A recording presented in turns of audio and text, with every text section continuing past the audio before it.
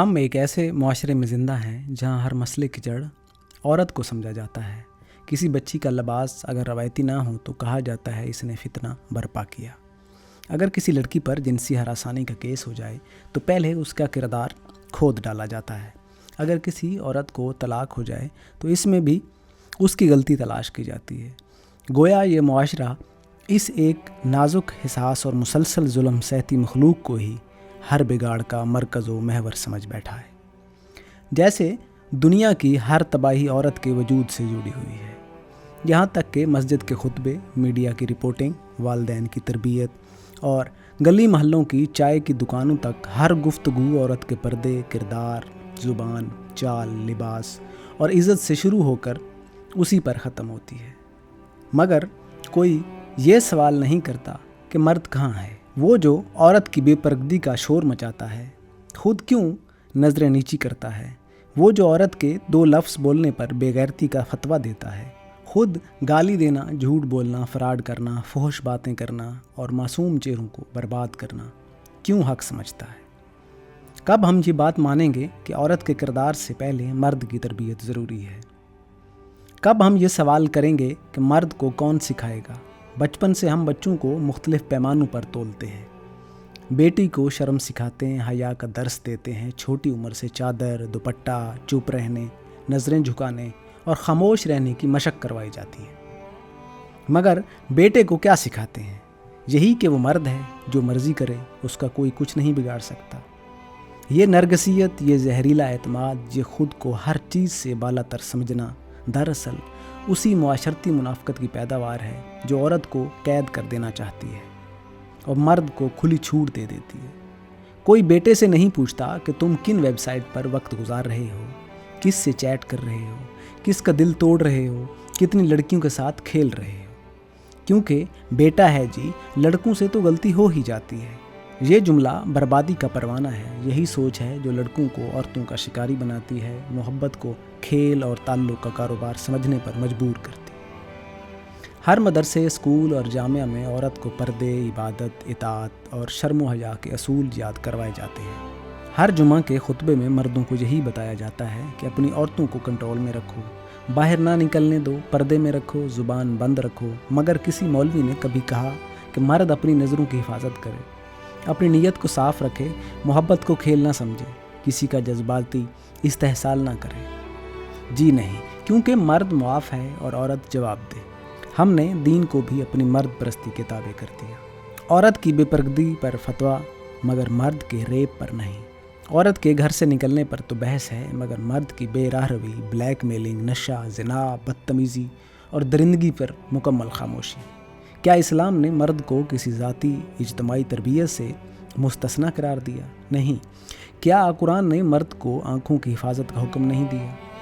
مگر ہم نے سب کچھ نظر انداز کر کے صرف عورت کے کردار کو نشانہ بنایا۔ دیکھا جائے تو ہر ماں باپ بیٹی کے لیے تو فکر مند ہے، کہیں اس کا قدم تو نہیں پھسل جائے گا، کہیں اس کی باتوں پر انگلی تو نہیں اٹھے گی، کہیں وہ کسی کی باتوں میں نہ آ جائے۔ مگر بیٹا، وہ چاہے جتنی مرضی راتیں باہر گزارے، جیسے چاہے لوگوں سے بات کرے، جو چاہے کھائے پیے، جو مرضی دیکھے، کوئی پوچھنے والا نہیں۔ بیٹے کی ہر غلطی چھپا لی جاتی ہے، ہر بدتمیزی برداشت کر لی جاتی ہے اور یہی سمجھا جاتا ہے کہ ابھی بچہ ہے۔ یہی بچہ جوان ہو کر کسی کی بہن، بیٹی یا بیوی کو برباد کرتا ہے، اور وہیں ماں باپ کہتے ہیں ہمیں تو کچھ پتہ ہی نہ تھا۔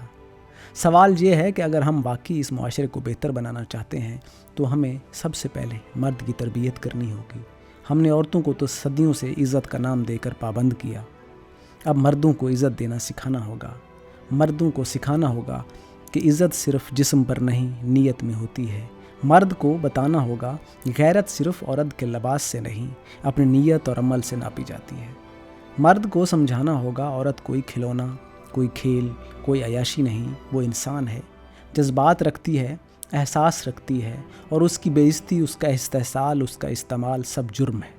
مرد کو بتانا ہوگا تم جس لڑکی سے بات کرتے ہو وہ بھی کسی کی بہن، اور تمہاری بہن سے اگر کوئی ویسا ہی کرے تو تم کیسے برداشت کرو گے؟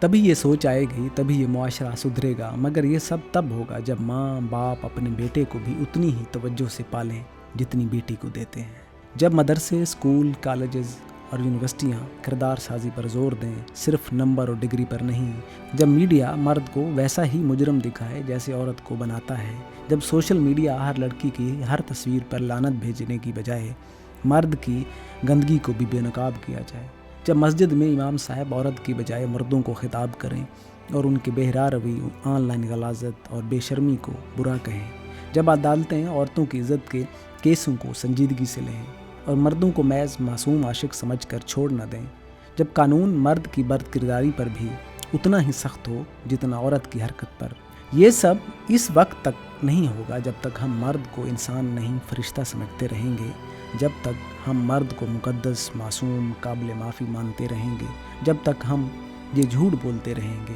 عورت ہی فتنہ ہے، مرد تو فطری طور پر غلطی کا حق رکھتا ہے، جب تک ہم مرد کی ہر زیادتی پر، ہر گالی پر، ہر تانے پر، ہر جھوٹ، ہر گناہ کو غلطی سمجھ کر نظر انداز کرتے رہیں گے، اس وقت تک کوئی بہن محفوظ، نہ بیٹی، نہ بیوی، نہ ماں۔ اب وقت ہے کہ ہم اس جھوٹی غیرت، اس دوگلے انصاف، اس یک طرفہ تربیت اور اس سماجی منافقت کو توڑیں۔ اب وقت ہے کہ ہم مرد کو آئینہ دکھائیں، اسے اس کی ذمہ داریاں یاد دلائیں، اس پر بھی ویسا ہی اخلاقی، دینی اور سماجی بوجھ ڈالیں جیسا ہم عورت پر صدیوں سے ڈالتے آ رہے ہیں، کیونکہ اگر مرد سدھرا تو عورت خود محفوظ ہو جائے گی، اگر مرد کی تربیت درست ہو گئی تو نہ عزتیں لٹیں گی، نہ دل ٹوٹیں گے، نہ جسم برباد ہوں گے، نہ زندگیاں تباہ ہوں گی۔ مگر اگر ہم نے یہ نہ کیا تو وہی ہوگا جو ہوتا آ رہا ہے، عورت چیختی رہے گی، وہ روٹھتی رہے گی، الزام سہتی رہے گی، عزت کھوتی رہے گی، اور مرد وہ ہر بار معاف ہوتا رہے گا، ہر بار فرار پالے گا، ہر بار عورت کو ہی ذمہ دار ٹھہرائے گا۔ اس لیے مان لیجئے کردار صرف عورت کا نہیں، مرد کا بھی ضروری ہے۔ جب تک مرد کی تربیت نہیں ہوگی یہ معاشرہ ایک بد کردار، بے ضمیر اور اخلاق سے عاری دلدل میں ڈوبا رہے گا۔